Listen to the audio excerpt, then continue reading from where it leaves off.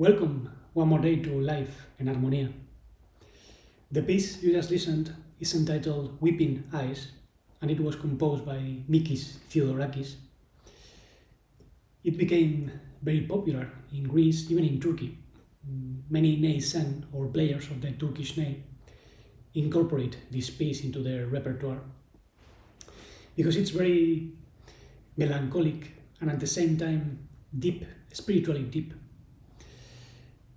And precisely, I would like to address the subject of the longing of the soul and how, when the soul cries, sometimes we cry and even become depressed or sad, not knowing why. When in reality, what is really longing for a greater connection with life and the truth is our soul, our deep essence. A soul which is not a white paper, empty, is full of experiences. Some of them come from other existences, even though the subject of reincarnation is not exactly as people think, because what reincarnates is not exactly the person or an individual. There are memories that come back and certain aspects of the soul that can be hidden in one generation, and if they are not resolved, they pass onto the next generation by means of biological genes and energetic soul genes. So those components of the soul are inherited on different levels because there are different types of soul, and just as there are different types of people. Some souls are more conscious than others. There are certain souls that barely go beyond the animal state. So we cannot speak of a conscious soul in every case. Actually, most souls are unconscious and they don't remember memories from other existences. And they have worries about the world, how to eat, how to get by, how to marry, form a family, and maybe have some religious belief, and that's it. But there is no real evolution. And this does not mean they don't become sad. There is still a potential to become conscious. And this potential of conscience makes people sad sometimes, because the human being is not meant to be an animal. We are meant to grow and to be an expression of the whole, the divine wholeness on earth. So we can bring back elements that became fallen thousands of years ago. So I would like to address the issue of the longing of the soul and how it relates to inner development, because it's like a catalyzing force or a catalyst. Catalyst is something that helps the explosion of something or the development of something. And many times we feel sad because we are not doing what we are meant to do. Obviously, sometimes we see things in the world and we become sad because of what happens.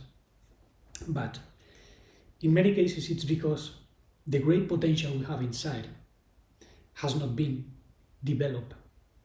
And we are like a seed. Once the seed starts to sprout, because we develop some talent or some deep interest in something that caught our attention deeply, then we have a chance to nurture that sprout and help the soul flourish. The flourishment of the soul was a very ancient subject, even addressed by philosophers like Aristotle. He said that happiness, or true eudaimonia, as the Greek call it, which is the flourishment of life, depends on the development of virtues that are contained in the soul. And I think that the development of these virtues is a way of healing as well. And for me, playing the instruments has been a healing process, a self-discovery process.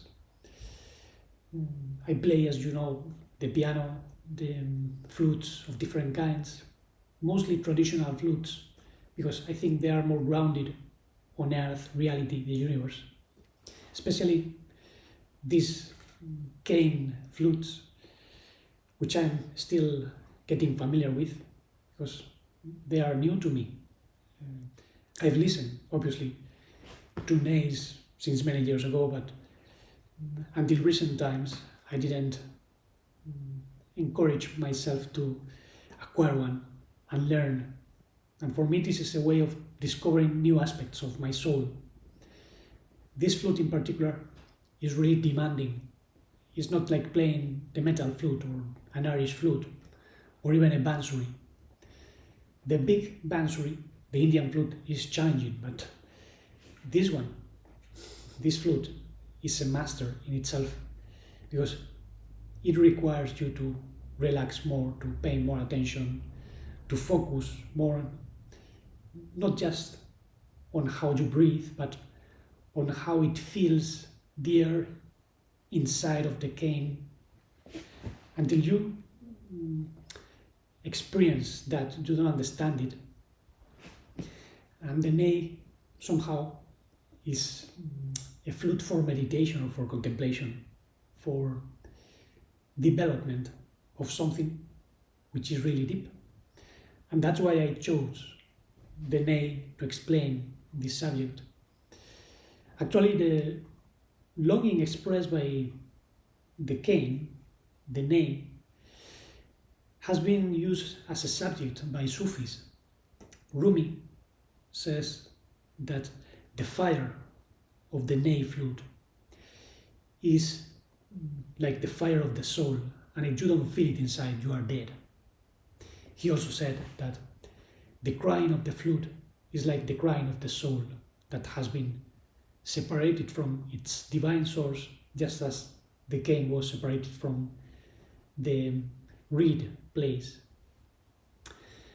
And in a sense, as I said in previous videos, when we infuse air into the ney or into the flute, we are bringing a certain spirit, just as we receive a spirit. And this influx will lead to one direction or another. Some spirits bring death. They come from twisted behaviors that we developed in the past and generated certain patterns of action, and therefore dynamics of energy, which we can call spirit. But there are also certain fallen spirits that became disembodied long ago and try to deceive human beings or even try to use human beings as a vehicle. And those spirits are also deceiving. They whisper inside. They are known in every spiritual tradition in the world by different names, obviously. And many times the longing of the soul is asking us to overcome all these fallen spirits of one kind or another, so the soul can flourish and be really free in a sense, free from the unnecessary suffering generated in the world, free from the change we reinforce by cultivating the ways of the world, which are promoted by mass media every day through TV series, movies, TV news, which in general are all focused on wild passions, violent behaviors, catastrophes, negativity, pessimism, And the alternatives the media offer are meaningless, because we live in a society where souls are forced to live very unnatural ways of living, or let's say existing or vegetating, because you are not really living when you are disconnected from true life. What brings fullness, vitality, true love, true sense of beauty, harmonia, serenity. When all those elements are not present, we bring chaos and therefore disappointment, the sense of void, which lead to meaningless pastimes, low passions, addictions, and therefore disease, unhappiness, and death. That's the pattern. So in order to grow, we have to know exactly what the soul is demanding from us, especially when we feel sad. Because when we don't do what we are meant to do, then we get destroyed in many ways. Notice there are many cracks in our soul, and therefore we have to seal up those cracks so true light can vibrate within, without the interruption of negative energies coming within. And to give you an example, months ago I received an A which had a crack, and well, I was asked to seal it up with super glue, and as you can see, well, it can be played, but when there are still cracks inside, even if you seal them up outside, there can be an interference of the vibrational pattern, so the crack must be sealed up inside and outside. And well, obviously the shop through which I acquired this nail understood that, so they contacted the maker in Turkey and they made a new nail for me, and they sent it without any problem. They even encouraged me to post a picture with it in their web. It's arabinstruments.com. It's a good place to acquire traditional instruments like the ney or any other Turkish or Arabic instrument. But somehow this issue with the crack contained a lesson which added up to the lesson of learning to play the ney, which is a challenge in itself. And that's how I realize the soul has also different cracks or unstable points that need to be healed up. Because healing brings wholeness. And it's this wholeness what keeps us from the depression or extreme sadness that sometimes feel, because the soul is crying, is asking for development, for light, for self-realization, for clarification, truth, all what brings serenity inwards. Because wholeness is what brings not just healing but also joy and the potential that keeps us from becoming depressed or unnecessarily sad, regardless of the sad situation of the world. There is a sadness which is inherent, and there is a sadness which is completely unnecessary. It's a selfish sorrow when the soul is somehow enclosed, trapped inside like a prisoner. So we have to realize the only walls are in our mind. If we put walls by means of wrong beliefs, twisted ideas about how things work, then our heart is going to be surrounded by another wall as well. So we have to realize the worlds are just a fantasy, the product of imagination. Imagination is performed by an energy known as Kundalini. And Kundalini must be rectified, must be harmonize so it does not become destructive. Kundalini is the energy stored in the kunda, the region of the sacrum, in the sexual area.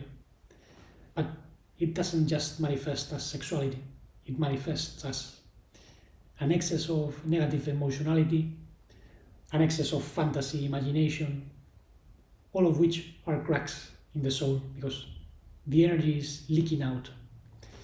And we have to stop the leakages of energy in the mind, the heart, the physical body. Therefore, this is an integral work.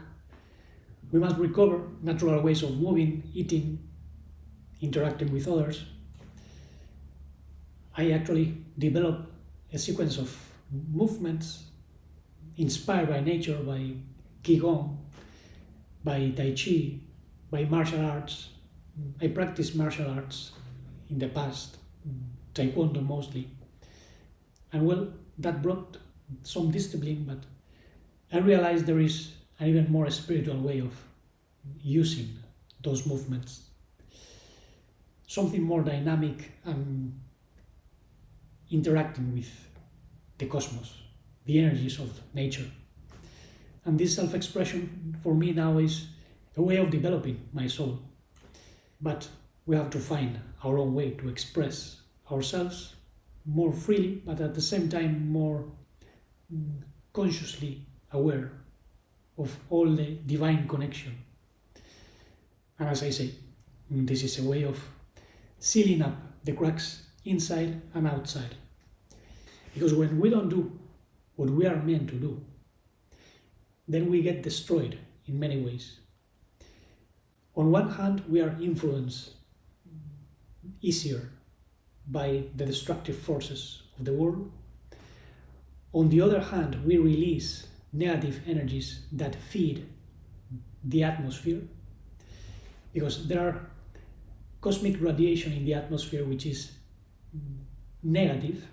Even though we can turn it into positive, we can transform that energy. Now, when the accumulation of negative energy in the atmosphere exceeds a certain amount, then we have the catastrophes we are experiencing all over. That's a very interesting point, because right now, no one can deny something is happening in the world. Actually, I made a sort of long video about this subject in the other channel, in Armonía, in Spanish, showing pictures of what has happened in the village in which I'm living. There was a catastrophe here and in nearby villages, just as in other parts of Spain, also Greece, Turkey. There were heavy rains and hurricanes in the coast.